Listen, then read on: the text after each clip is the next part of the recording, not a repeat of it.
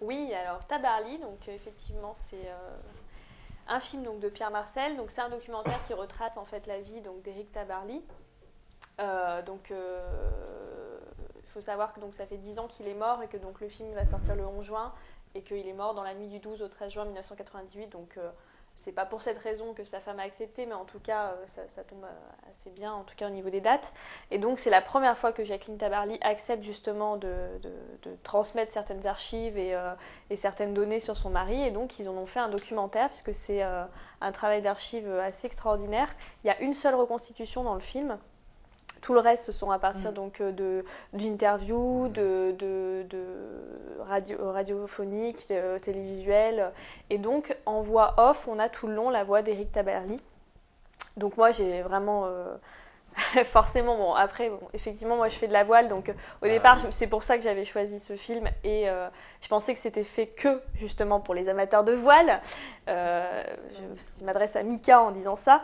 Et pas du tout, en fait, parce que j'ai trouvé que c'était vraiment une leçon de vie. On est porté par son histoire, par sa passion, qui est d'ailleurs elle-même portée par l'histoire. Parce qu'en fait, il y a deux acteurs. Il y a Éric Tabarly et tous les bateaux, parce qu'il a eu un premier bateau que son père lui avait donné qui s'appelait le Penwick 1.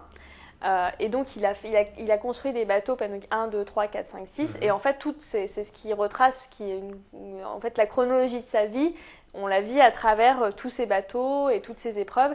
Et donc, au-delà d'exploits sportifs, on va dire, c'est vraiment un homme qui était charismatique, qui avait plein d'humour, qui était... moi, je suis restée subjuguée par sa vie. Il était très drôle. Il se moquait éperdument. Il avait une humilité par rapport à ce qu'il avait réussi à faire.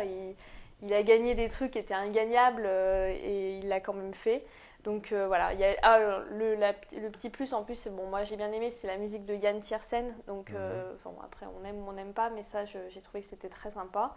Je sais plus ce que j'ai mis d'autre, mais voilà. Ah oui, bah voilà, vraiment le côté la voix off, très intimiste, et du coup ça donne encore plus de vérité à ce film. Et à la fin, on a presque envie on a encore envie que ça dure 1 heure et demie. Moi, je serais bien restée vraiment plus, quoi. Ah oui. Donc, j'ai mis 4G, voire 5G.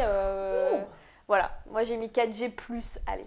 Voilà. Olivier, aussi passionné de voile Moi je suis pas passionné de voile du tout, mais je connaissais le personnage évidemment et j'ai été embarqué dans ce documentaire et toute la force du documentaire, c'est ce que tu disais, c'est que c'est Tabarly qui parle tout le long, c'est Tabarly qui se raconte, c'est par rapport à des interviews, par rapport à d'autres moments volés parfois, puisque c'est des documents d'archives familiales, mais il y a une force dans ce film qui est liée au personnage, qui était extrêmement charismatique, qui était quelqu'un de super simple.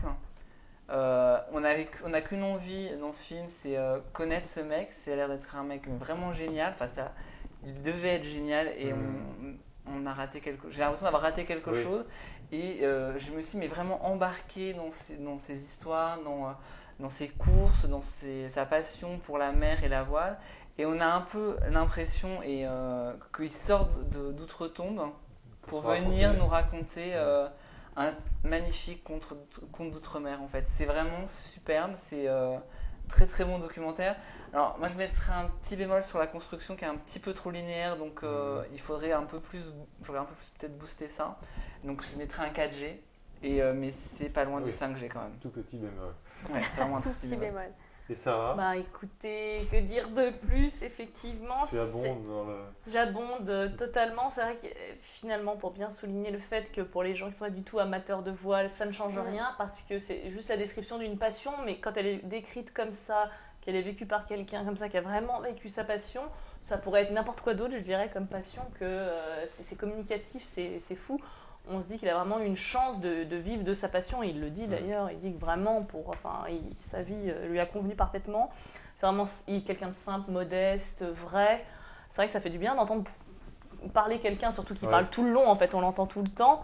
Et c'est vrai que c'est quelqu'un, tu te dis, t'aurais pu t'entendre, il est vraiment, c'est vraiment quelqu'un d'exceptionnel. Alors après, c'est un peu le but. Puis après, il y a les autres qui parlent de lui aussi. Voilà, il avait beaucoup d'amis, bref. 4G aussi, puisque c'est quelque chose à voir. Et puis en plus, vu qu'il y a une sorte d'anniversaire, si on peut dire, ou de commémoration, Oui. c'est vraiment intéressant d'y aller. Donc un film qui fait l'unanimité. L'unanimité. Bravo.